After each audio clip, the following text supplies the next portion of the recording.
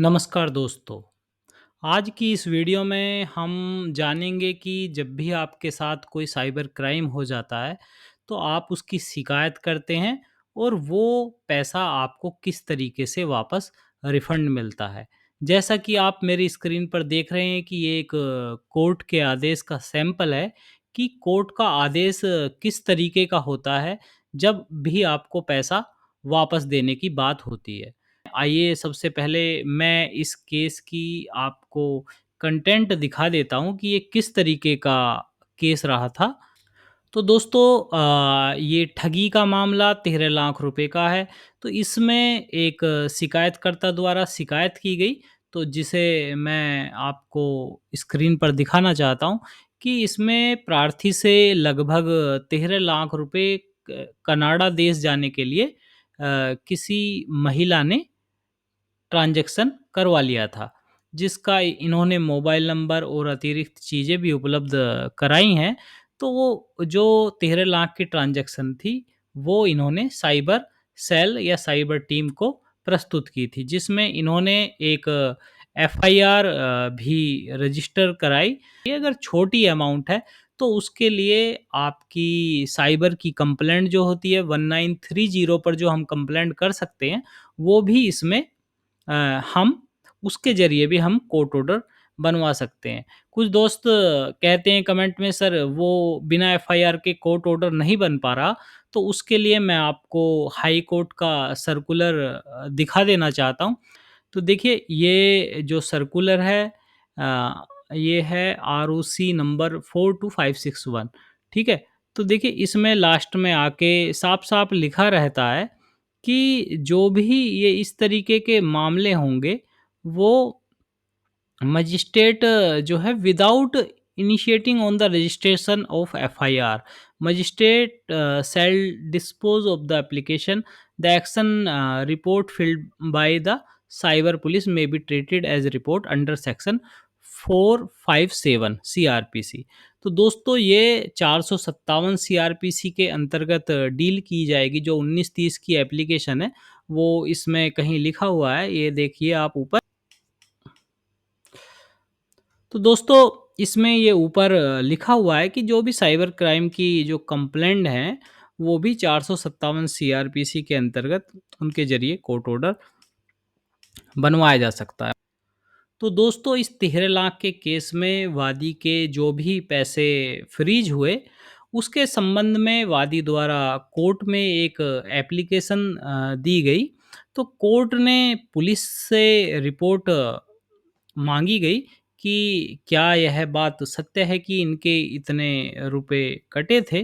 तो पुलिस की रिपोर्ट जाने के बाद कोर्ट उसमें एक ऑर्डर पारित करता है। तो जो आप मेरी स्क्रीन पर देख रहे हैं, ये वही कोर्ट ऑर्डर है उसी एफआईआर के संबंध में। तो इसमें जैसा कि क्लियरली लिखा है कि देखिए कि प्रार्थी के साथ विदेश भिजवाने के नाम पर धोखाधड़ी से 13 लाख रुपए अलग-अलग खातों में ट्रांसफ़र करा लिए गए थे या हड़प लिए गए थे। तो इसमें से कुछ रुपए प्रार्थी को पहले से बरामद हो गए थे, जैसे कि पहले भी कोई कोर्ट ऑर्डर इस संबंध में बने होंगे, तो उसके ज़रिए।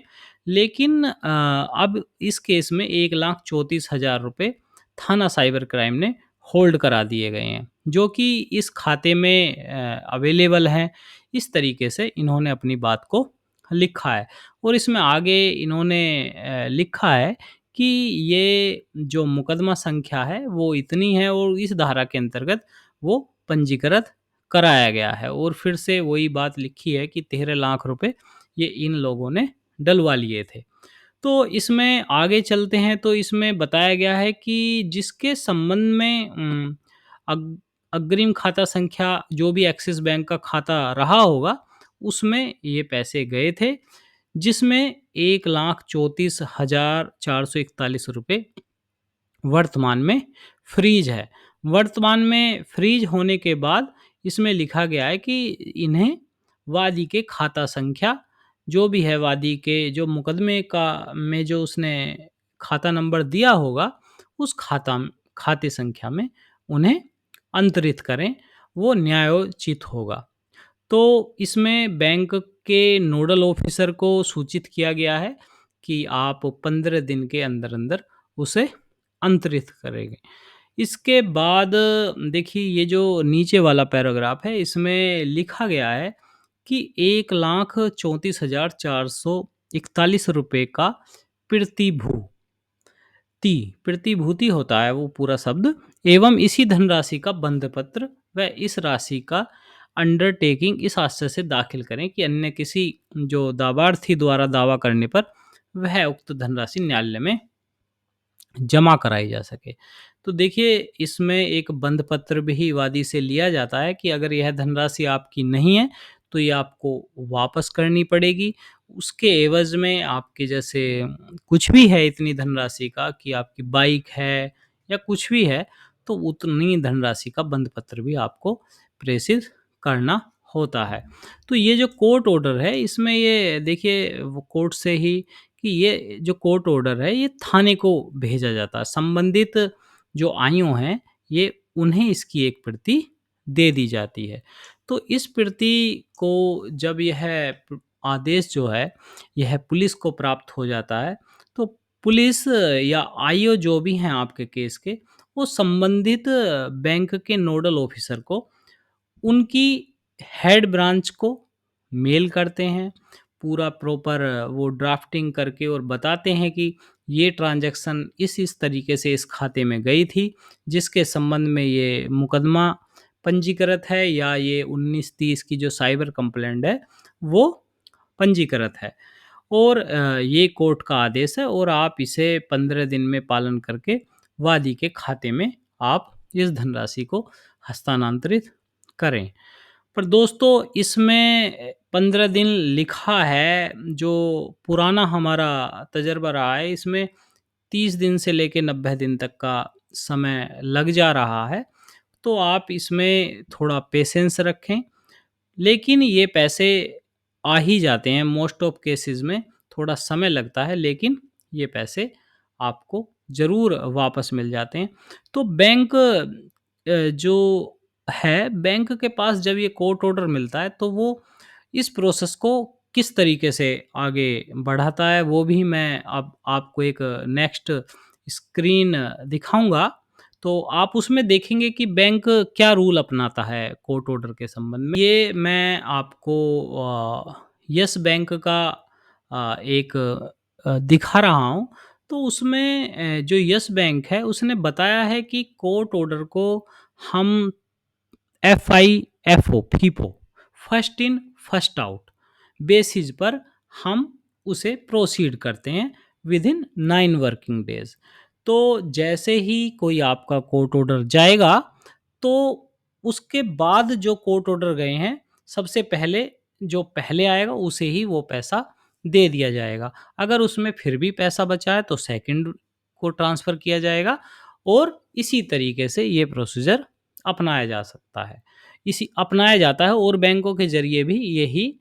तो कुछ कहते हैं कि सर हमने कोर्ट ऑर्डर भी बनवा लिया पर हमें पैसे नहीं मिले। इसका मतलब यह होता है कि आपसे पहले कुछ कोर्ट ऑर्डर चले गए हैं बैंक के पास, जो कि उनके उस कोर्ट ऑर्डर पर वो पैसे हस्तांतरित कर दिए गए।